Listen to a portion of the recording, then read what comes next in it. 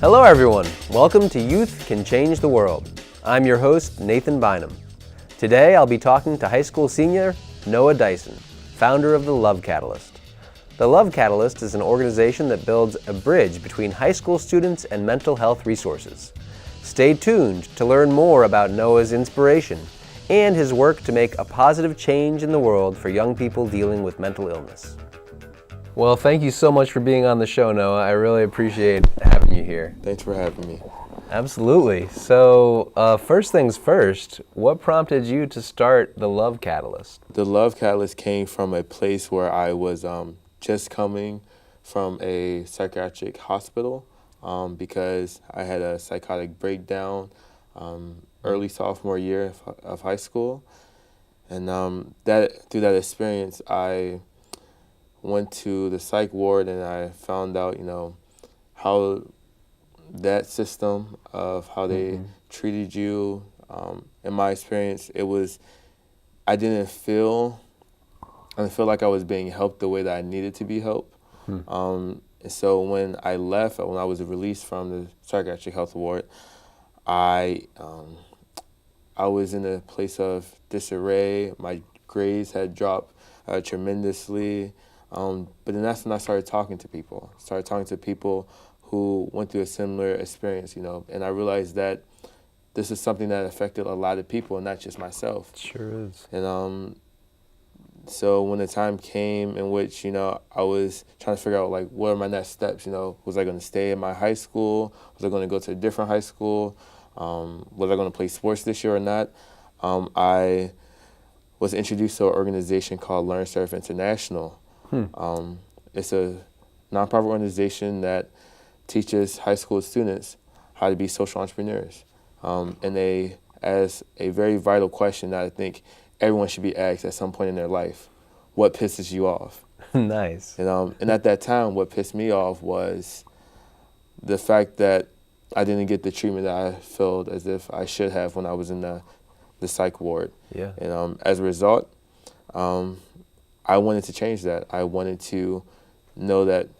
other high school students to know that there was a support system in place that are there for them and that genuinely care about their well-being and not just focus on the medicine aspect of treatment, but also have a holistic approach. The Love Catalyst is that holistic approach as it relates to talking to individuals, connecting them with the organizations in which provides them the best care. Wow, that's taking a negative experience and turning it into a positive. Yeah.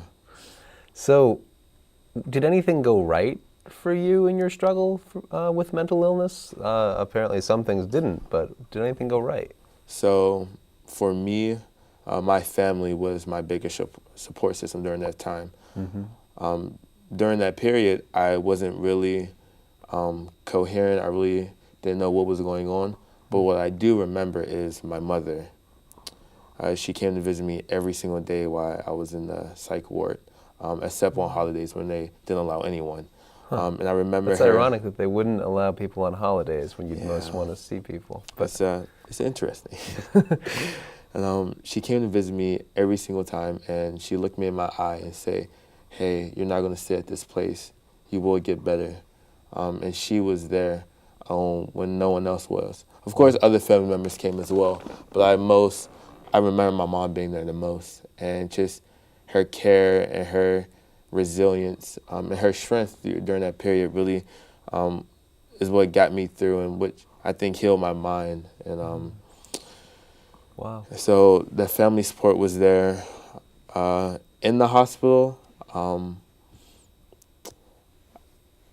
I didn't get the vibe as if they cared like a family member would.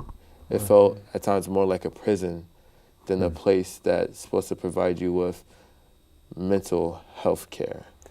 That kind of brings me to my next question, which is what didn't go right? What do you wish had been different about the way that you were treated? Just using, family members to help a patient, share their troubles, because it's hard to go into a room with 5 different therapists and explain, what's going on with you. But if you have someone that they already feel comfortable sharing with, that would be more beneficial to both that family member, but also the patient. Also, when it comes to leaving that place, I don't believe there was a strong relationship between the psychiatric health ward, my school, and my home. I think that there needs to be more of a holistic approach to that individual as it relates to the organizations and the institutions that affects that individual. Right. So there needs to be more of a clear-cut way as to, okay, what can I do to help this patient? And lastly, I would say just the stigma going to school. At that time, I didn't know that maybe possibly half my school suffers from some type of mental illness. Wow. And just why is that not talked about? Why is mental health not talked about? Because you were going through the same thing, and you didn't even know that half the people around you were also going through that thing. I had no clue. Because no one talked about it. No one talked about it. And I know that, in this country, we've come a long way since people being in institutions in which they were abused and tortured, basically. We've come a long way since, Dorothy Dix, her exposing the mental health care system in this country for what it was at that time, which is abuse. To current day now, when you have community programs that cater to individuals' needs, but there needs to be a next step, and I think that next step should take place at the school. For the past. You mentioned that when you left, it was like they weren't communicating with the other parts of your life very well. Especially, and over the course of this year, I've been I've completed a research project integrating mental health care in schools and what that looked like. And there has been communities who have been able to achieve this. Really? Yes. What are some examples? So in Baltimore, instead of having children sent to detention, they actually practice meditation. Wow. And they have noticed how that increased the peace, the environment at that school, but also it allows the students, to really be able to reflect and just calm themselves down, maybe because of other stress factors in life that causes them to, respond out of anger or violence, but now they have the capability of meditating and kind of getting out that negative energy in a different way. And mental health is, you can't have wellness without having mental health, good mental health. Yeah. And I think that needs to be, mental wellness needs to be taught in school. I know for DC, this year was the first time where they actually introduced a mental health curriculum. And I'm proud. In every school? Yes, DC public schools. Wow. A part of the health class, now they have a curriculum that teachers follow as it relates to teaching about mental health, what exercises they do. And when I looked at it, of course, a part of my mind was like, oh, this is not enough. But also there's another part of me that's filled with pride and joy that my school district, my home are taking steps. And there's clear and tangible steps that I see that have been taken. That's amazing. Have you been a part of any of those conversations? Actually, so not directly on the mental health side of it. I have served on a panel with the Deputy Mayor Donahue. He's a Deputy Mayor of Public Health and Safety. Great. I was chosen to talk about, to help give my opinion from a student perspective of choosing the next police chief. Wow. And during this conversation, we talked about things as community policing, after school programs for children, and of course I had to bring up mental health. Of course. Because as it relates to DC, that's my home. I'm born and raised. Yeah.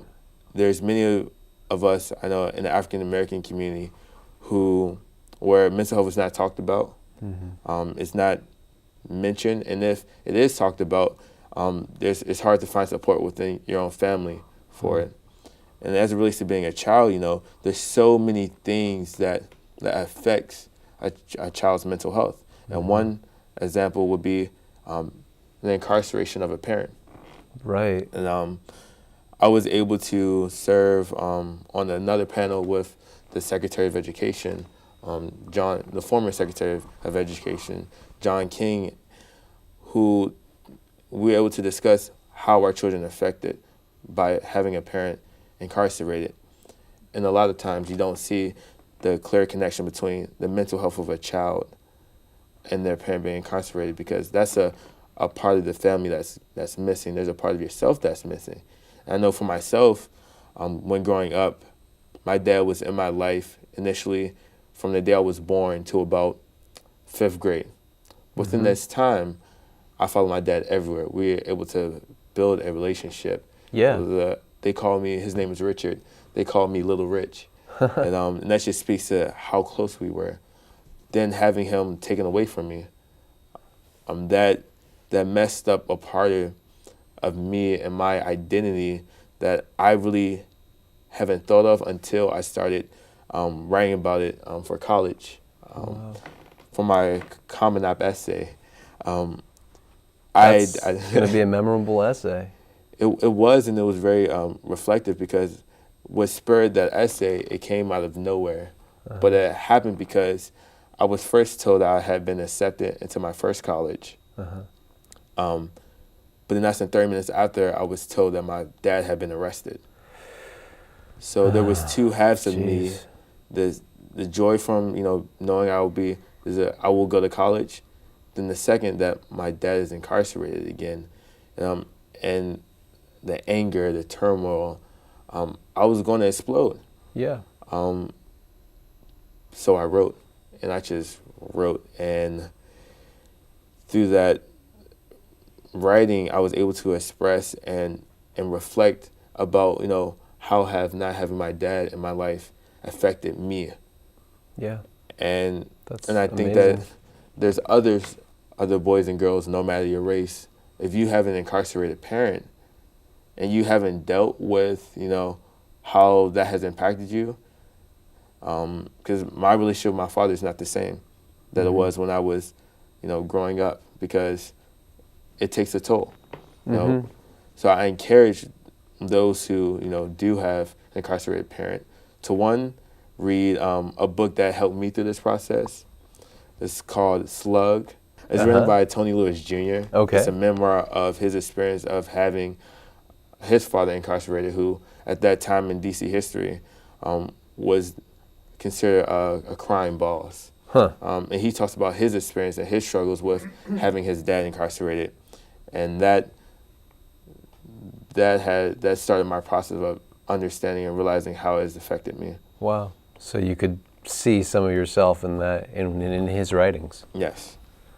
And all that you've written, do you have anything in mind for possibly publishing some of your own experience? Because it sounds like you got a lot of amazing things out there that might help other people as well. I've definitely thought about it, and that's where the Love Catalyst plays a part, because there's two things that I focus on is working to end the stigma associated with mental health, but also connecting high school students to mental health resources geared towards them. And the stigma part can only be broken through the sharing of stories. And I don't love it, but I understand the importance of sharing my story. Right. It's difficult, but it's needed in order to show people that, hey, you can get through this, but also that you're not the only one. It's That's very powerful. Very powerful. And would you say that in your school now, people realize that half the people are probably going through mental illness? I've tried to, get conversations going. I've been successful in some areas, whether that be through encouraging friends to go to a stress management club, whether it be, just sharing my senior project, my research project with people, and also just public events that I attend. There's always an individual who come up to me afterwards and say, hey, I've never told anyone this, but I too have struggled with a mental illness. And when I hear that, I'm filled with, wow, I'm making a difference. And it pushes me further and encourages me to continue doing this. Tell me a little bit about with the task force and where you were involved with selecting a new police chief, or with advising, I guess, and also just with mass incarceration.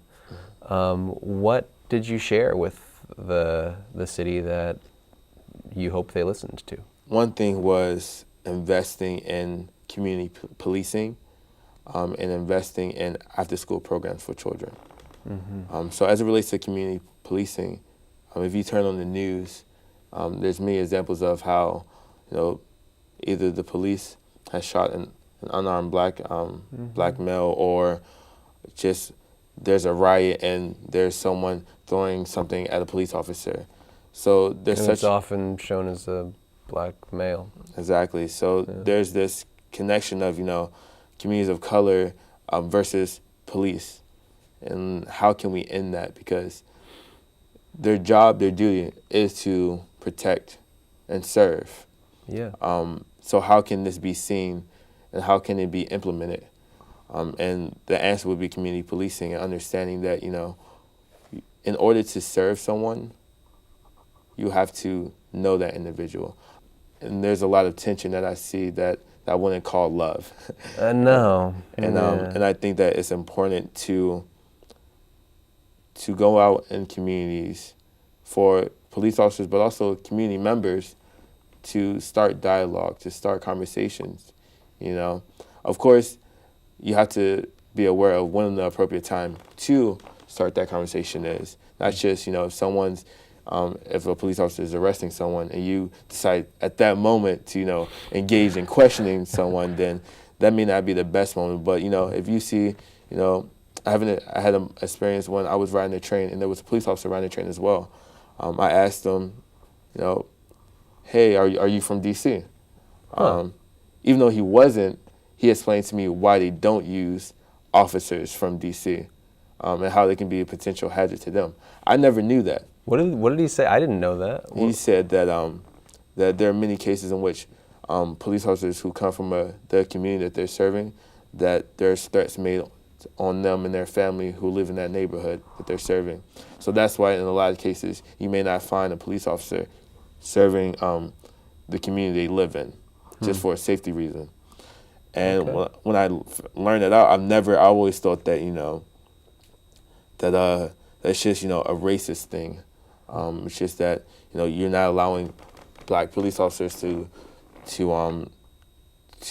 serve black communities. But I found out there was a little bit more to the story. Not to say that race doesn't play a part, but to say that that's not the only part that's in the mix.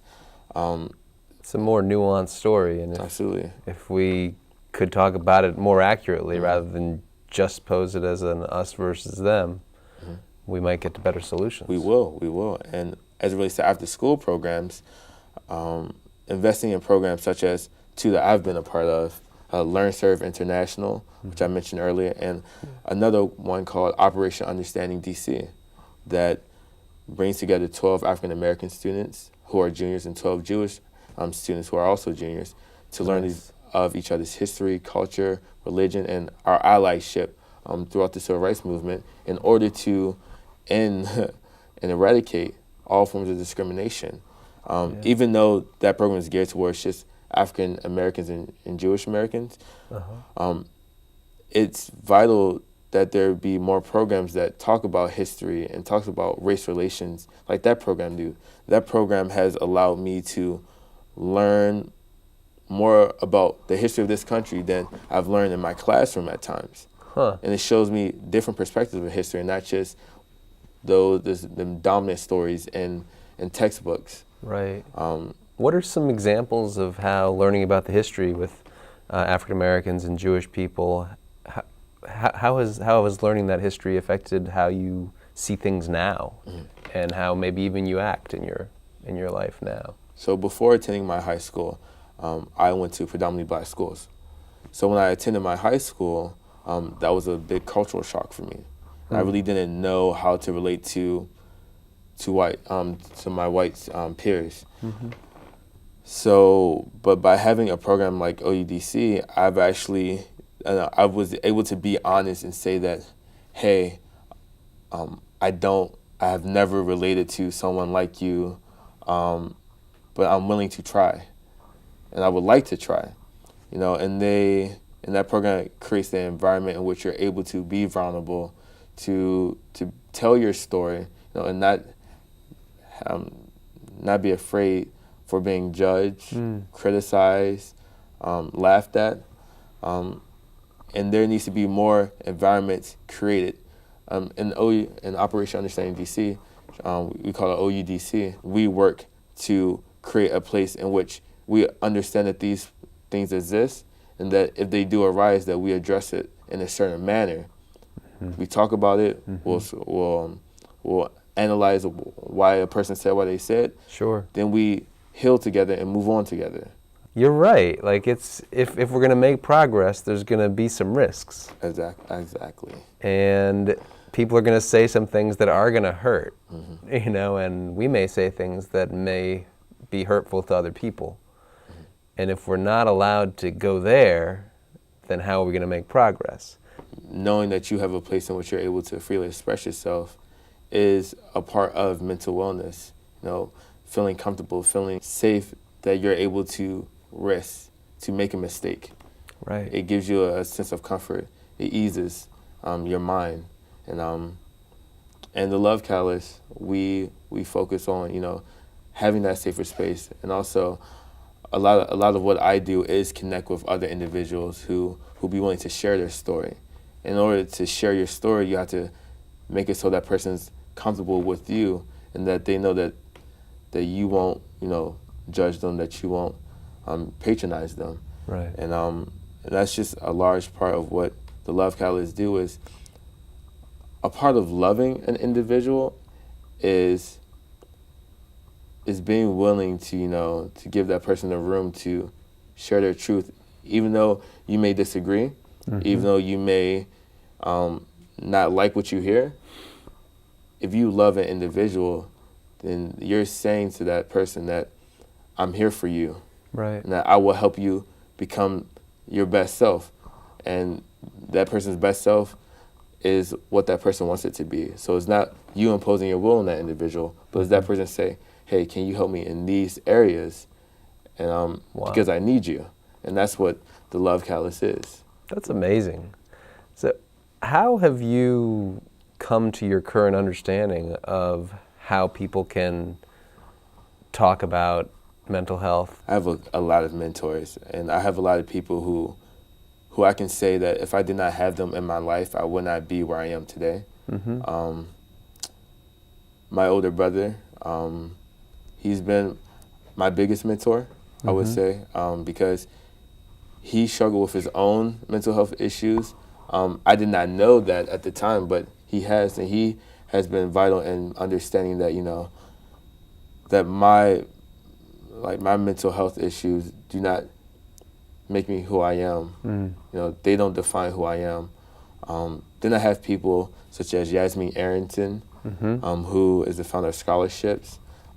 Scott Rechler, he's the CEO of Learn Serve International. He has always made time to speak with me, but also he sparked my interest in, he has helped me spark an interest in learning Spanish.